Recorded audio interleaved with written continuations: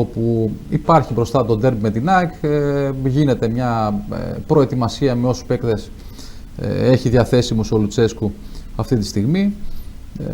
Είπαμε, είναι και πολλές οι απουσίες των διεθνών μέχρι τώρα. Η ομάδα ανέβηκε ψυχολογικά και βαθμολογικά στη δεύτερη θέση μετά την νίκη απέναντι στον Ολυμπιακό, και είναι μια χρονιά σημαδιακή φέτος. Μην το ξεχνάμε, το 2026 συμπληρώνονται 100 χρόνια από την ίδρυση του συλλόγου και έχει μια βαρύτητα παραπάνω σε σύγκριση με πέρσι, με το 2027, ας πούμε. Αυτό είναι αδιαφυσβήτητο. Θα έχουμε μια τηλεφωνική επικοινωνία σε λίγο με τον Παναγιώτη Σταυρακάκη για το ρεπορτάζ του ΠΑΟΚ, να μας πει λίγα πράγματα παραπάνω. Έχει τραυματιστεί ο Παυλένκα, βασικός θα είναι ο Τσιφτσής με αντίπαλο την ΑΕΚ στις μέρες που απομένουν, ας πούμε, μέχρι τότε. Δεν μπορεί να αλλάξει αυτό μέχρι το παιχνίδι με την ΑΕΚ, και το πρόγραμμα είναι πολύ δυνατό. Εντάξει, έχει 7 αγώνες, έχει 7 αγώνες δύσκολους. Παίζει με ΑΕΚ, παίζει με Λίλ, μετά παίζει με Βόλο. Έχει Young Boys. Μετά Λάρισα, μετά παίζει Σέρες, Young Boys και μετά με Παναθηναϊκό. Πάμε σε μίνι πρωταθληματάκια, όπως λέμε πάντα. Όταν υπάρχουν υποχρεώσεις εθνικής ενδιάμεσα, γύρω στους 4 με 5 αγώνες πρωταθλήματος γίνονται. Τώρα θα γίνουν 4 μέχρι την επόμενη διακοπή του πρωταθλήματος, και έχει και σε αυτό το 25ήμερο έχει και Παναθηναϊκό έξω. Δηλαδή στο ελληνικό πρωτάθλημα έχει και Παναθηναϊκό έξω. 1/4, 1/5 του πρωταθλήματος. Η ομάδα του ΠΑΟΚ έδειξε και τις αρετές και τα μειονεκτήματα μιας ομάδας του Λουτσέσκου.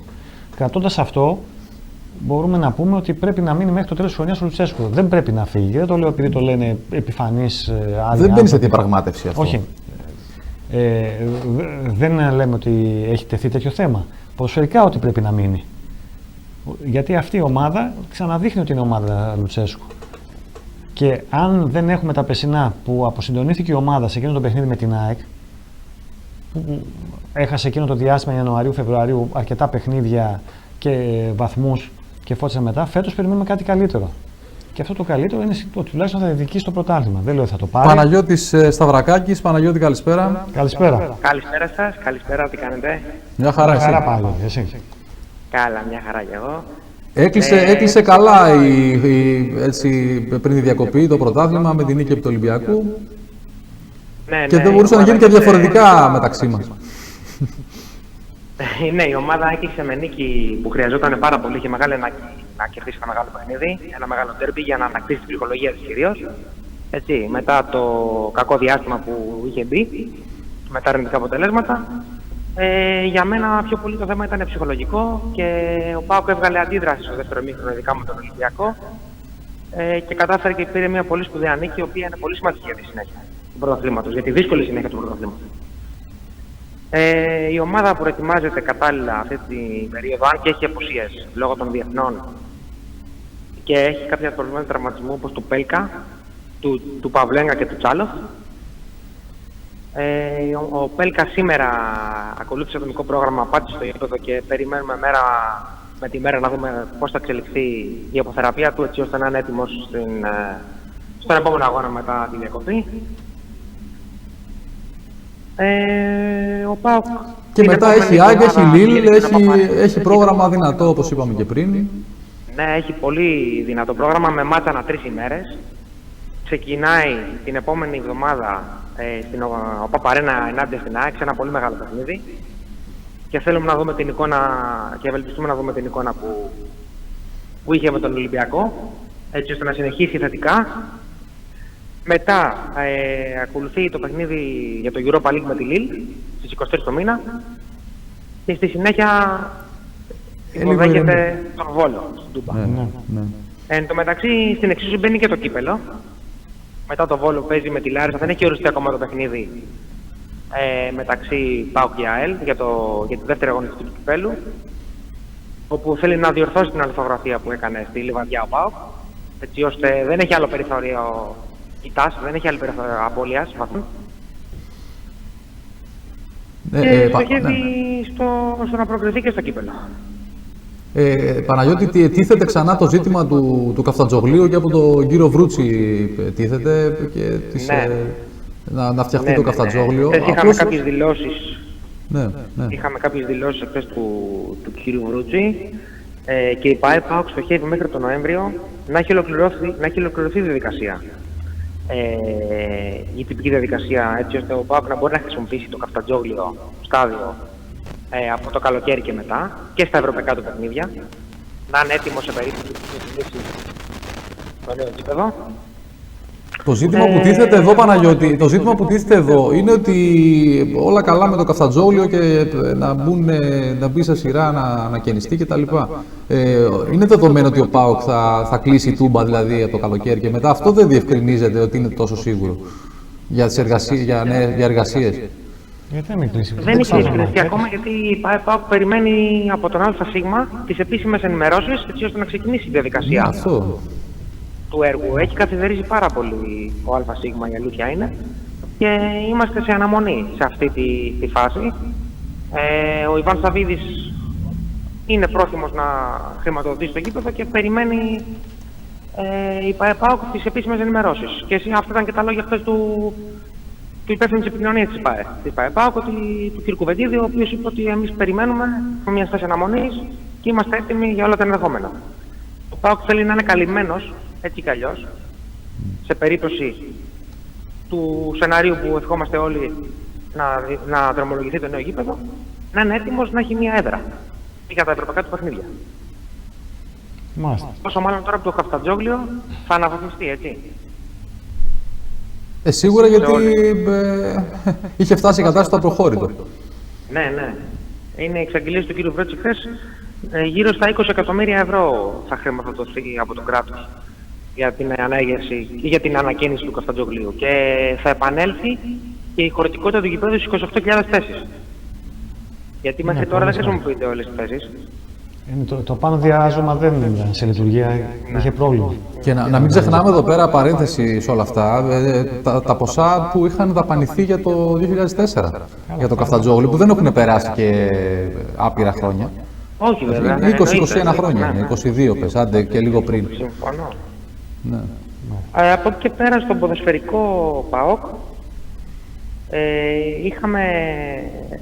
υπήρξε μια ερώτηση, μια κρούση της ΠΑΕ για το ΤΤΕΙ, που είναι το πρόσωπο των ημερών, για τον Ιανουάριο. Ο παίκτης κοστολογείται γύρω στο 1,5 εκατομμύριο ευρώ. Ο ΠΑΟΚ έκανε μια διερευνητική κρούση, αλλά οι επιτελείς της ομάδας σκέφτονται αν είναι όντως ο φορ που ταιριάζει τα χαρακτηριστικά. Και περιμένουν να δουν αν θα κάνουν την τελική κίνηση. Ο ΠΑΟΚ μαζεύει Έλληνες ποδοσφαιριστές, περιμένει και το Ζαφύρι τον Ιανουάριο, να μην ξεχνάμε αυτό, ήδη έχει στο μυαλό του αυτή τη σημαντική προσθήκη. Οπότε γιατί να μην κινήσει και αυτή την περίπτωση. Ναι, περιμένει. Θα αποκτήσει σίγουρα και κάποιον επιθετικό. Τώρα να δούμε, θα είναι ο ΤΤΕΙ, δεν θα είναι κάποιος άλλος. Ναι. Πάντως έχει γίνει μια διερευνητική κρούση σύμφωνα με το τελευταίο ρεπορτάζ. Μάλιστα. Αυτά. Από εκεί και πέρα έχουμε λίγο χρόνο να μιλήσουμε για το μπάσκετ. Ναι, έχουμε 3 λεπτά. Μπορούμε. Ωραία, τέλεια.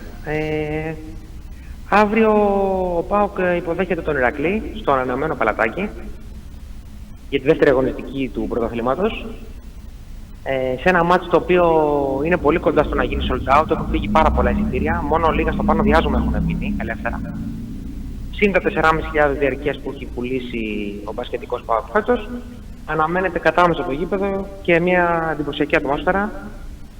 Πριν λίγο ενημέρωσε και επίσημα στα social media με μια φωτογραφία ότι τοποθετήθηκε το νέο Cube στην οροφή, το οποίο είναι εντυπωσιακό. Ναι.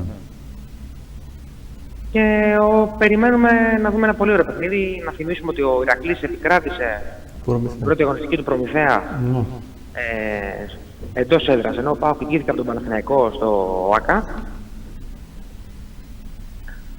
Και περιμένουμε να δούμε ένα πολύ μεγάλο μάτς με μεγάλο ενδιαφέρον. Υπάρχει προσμονή γενικά για το Μιστακίδη πέρα από το τώρα, ας πούμε, και αυτό που είναι η ομάδα σήμερα. Υπάρχει και προσμονή. Ακριβώς. Οι διαδικασίες... Υπάρχει και ο Άρης που πάντα όταν έχει ομάδα ο ένας πρέπει να έχει και ο άλλος πολύ καλή. Αυτό είναι ιστορικά απαραίτητο. Μακάρι να ξαναανέβει το μπάσκετ στη Θεσσαλονίκη. Μακάρι. Όλοι το ευχόμαστε. Να το δούμε. Και περιμένουμε να δούμε και τις εξελίξεις με την πλευρά του Μιστακίδη, οι οποίες είναι σε πολύ προχωρημένο στάδιο. Και ευελπιστούμε να τελειώσει σύντομα για να αλλάξει η σελίδα και η ΠΑΕ-ΠΑΟΚ. Και ο κύριος Χατζόπουλος που έχει κάνει πολύ σπουδαία δουλειά, έχει βοηθήσει πάρα πολύ το τμήμα με όλες τις δυνάμεις. Φυσικά. Και αναμένουμε τις εξελίξεις ίσως και εντός της επόμενης εβδομάδας. Ευχαριστούμε πάρα πολύ, Παναγιώτη. Σε ευχαριστούμε, Παναγιώτη. Ευχαριστώ πολύ, να είστε καλά και συνέχεια. Καλή συνέχεια. Εντάξει, να πούμε δύο πράγματα. Να αρχίσω από το Μιστακίδη που είπες. Προωθεί, μάλλον, όχι προσπαθεί, λάθος, αδόκιμη μου η λέξη. Προωθεί ένα πρόσωπο να είναι αρεστό στην πόλη. Για πού, για πρόεδρο στο μπάσκετ, για πού μιλάς τώρα? Στην πόλη, καταρχήν. Ήδη με τη συμφωνία που έκανε με τον Δήμαρχο Θεσσαλονίκης, τον κύριο Αγγελούδη, να χρηματοδοτήσει το νέο σχολείο πρότυπο στην περιοχή, εκεί που θα γίνει το Αντραϊκό Μουσείο, δηλαδή προς τα έξω, το One Σαλόνικα, βουτυρά με... μην ξεχάσει τη γωνία ποια είναι. Τη γωνία, με 26, όχι 26, με τον δρόμο πηγαίνει προς την πλατεία από την κάτω μεριά του. Ναι, τι σημαίνει αυτό, ποιον θέλει δηλαδή? Ότι προσπαθεί να δείξει ένα κοινωνικό και καλό πρόσωπο στη Θεσσαλονίκη. Ανέλαβε ένα σχολείο που θα κοστίσει τόσα εκατομμύρια ευρώ με δικιά του δωρεά, που θα είναι πρότυπο και σε μια υποβαθμισμένη περιοχή. Άρα ήρθε για να μείνει. Δεν ήρθε μόνο να πάρει την ΚΑΕ. Ήρθε στη Θεσσαλονίκη γιατί θέλει να επενδύσει. Μπορεί να θέλει να επενδύσει στην ΠΑΕ, μπορεί να θέλει να επενδύσει αλλού. Θα το δούμε στη συνέχεια. Ωραία. Ένα είναι αυτό. Και ένα δεύτερο, αν θέλεις να αγοράσεις κάποιο ακίνητο ιδιαίτερες αξίες, υπάρχει μια καινούργια εταιρεία, δεν την κάνω διαφήμιση γιατί τώρα θα ιδρυθεί. Ιδρύθηκε χθες. Είναι η εταιρεία του Despotov που ασχολείται με τα real estate. Οι Βούλγαροι έχουν κατακλείσει ούτως ή άλλως όλη τη Βόρεια Ελλάδα, δεν ξέρω και πιο κάτω, αλλά Βόρεια Ελλάδα έχει κατακλειστεί από αγορές ακινήτων από Βούλγαρους. Οπότε συνεχίζεται αυτό και με τον Despotov. Πάμε σε ένα σύντομο διάλειμμα και είμαστε και πάλι εδώ.